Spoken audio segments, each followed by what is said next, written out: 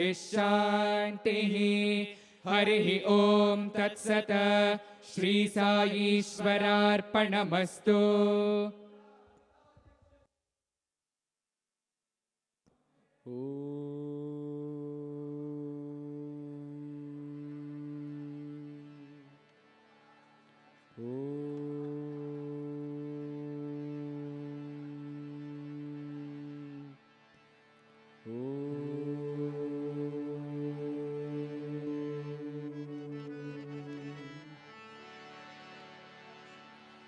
पशुपति तनया बाल गजानन। पशुपति तनया बाल गजानन। पशुपति तनया बाल गजानन। पशुपति तनया बाल गजानन। तुम हो विघ्न विनाश गणेशा। हो विघ्न विनाश गणेशा। तुम हो विघ्न विनाश गणेशा। हो विघ्न विनाश। हे शिवनंदन बाल गजानन। हे शिवनंदन बाल गजानन। हे शिवनंदन बाल गजानन। हे शिवनंदन बाल गजानन। विद्या बुद्धि प्रदाता। विद्या बुद्धि प्रदाता। विद्या बुद्धि प्रदाता।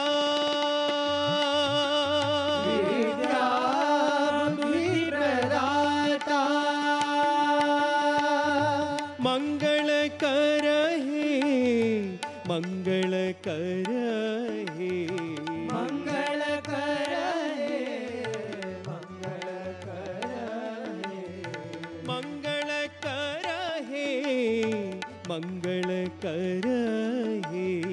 मंगल कर हे मंगल कर हे। सुंदर बाल गणेशा गणेशा।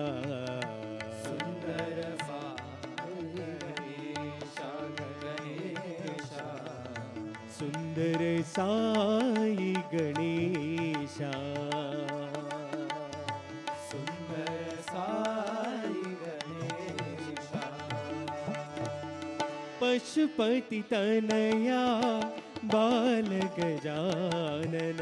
पशुपति तनया बाल गजानन। हो विघ्न विनाश गणेशा। हो विघ्न विनाश गणेशा। हे शिवनंदन बाल गजानन। हे शिवनंदन बाल गजानन। विद्या बुद्धि प्रदाता। विद्या बुद्धि प्रदाता। मंगल कर हे मंगल कर हे। मंगल कर हे मंगल कर हे। सुंदर साई गणेशा गणेशा। सुंदर साई गणेशा गणेशा। सुंदर साई गणेशा। सुंदर साई गणेशा। पशुपति तनया बाल गजानन।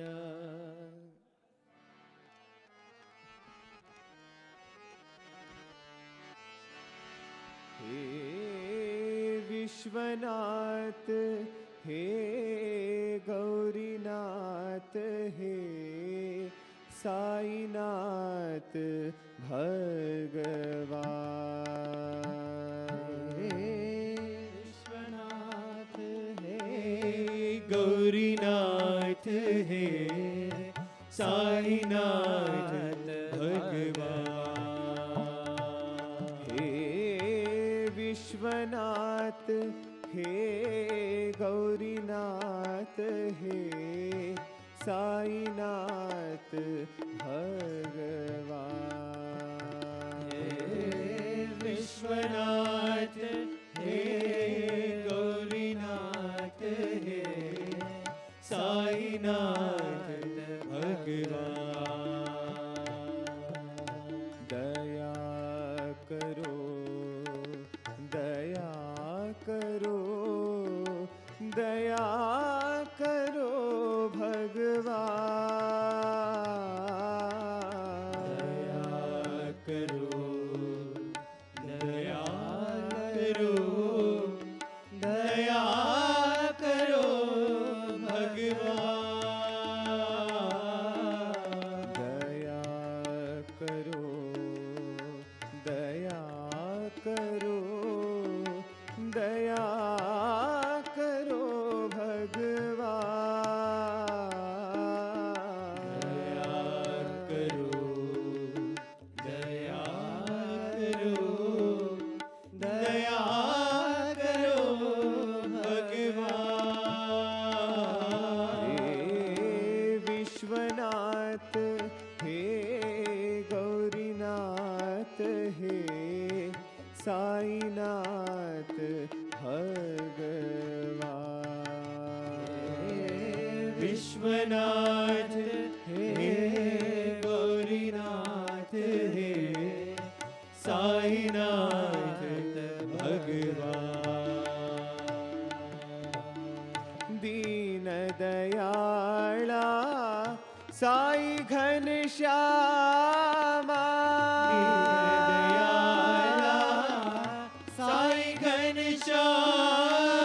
दीन दयाळा साई घनश्यामा। दयाला साई घनश्यामा। पतित पावना हे साई रामा। पतित पावना हे साई रामा। पतित पावना हे साई रामा। पतित पावना हे साई रामा। दया करो दया करो भगवान। दया करो दया करो दया करो भगवान। दया करो दया करो दया करो भगवान। दया करो दया करो दया करो भगवान। हे विश्वनाथ हे गौरीनाथ हे साईनाथ भगवान। विश्वनाथ हे गौरीनाथ हे साईनाथ भगवान।